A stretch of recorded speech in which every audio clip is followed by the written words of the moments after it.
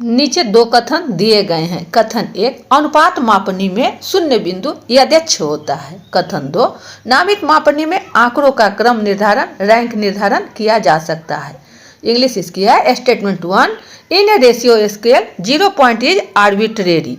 Statement 2, the nominal scale allows ordering ranking of data. इसमें आपको statement कोई दिया गया है, दो स्टेटमेंट को, उसको सही चयन करना है। कौन सा हमारा हो जाएगा ABCD के दिए गए विकल्प से। तो नीचे जो कथन दिए गए हैं, अनुपात मापनी में शून्य बिंदु यथेच्छ होता है। अनुपात यानी रेशियो, तो ये जो रेशियो हमारा है जब भी कहीं होगा तो ये आपका एक डिटरमाइंड करेगा एक अनुपात से। मान के चलिए यहाँ से चले 1, यहाँ की दूरी 5, तो यहाँ की दूरी आपको 10 में आएगी, पुनः यहाँ 15 पर होगा। यह एक रेशियो है कि 5-5 की ही यहाँ डिस्टेंस बन रही है। तो यथेच्छ शून्य से यहाँ यह शून्य जो है यह कोई उपयुक्तता नहीं है, इसलिए कथन एक हमारा गलत है।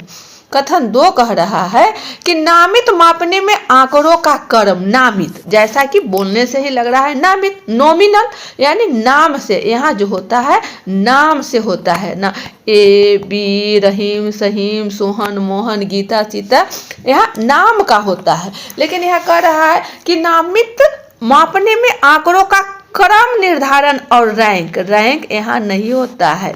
रैंक और क्रम जो है वह आपको ऑर्डिनल में होता है, ऑर्डिनल स्केल में। तो ये हमारा निर्धारित किया जा सकता है, यह कहीं ना कहीं गलत हो रहा है।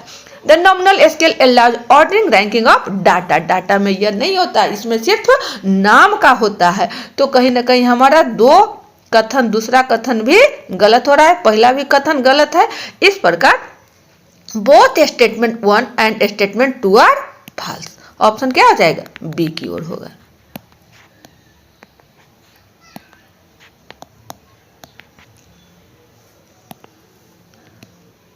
ये रहा सही आंसर।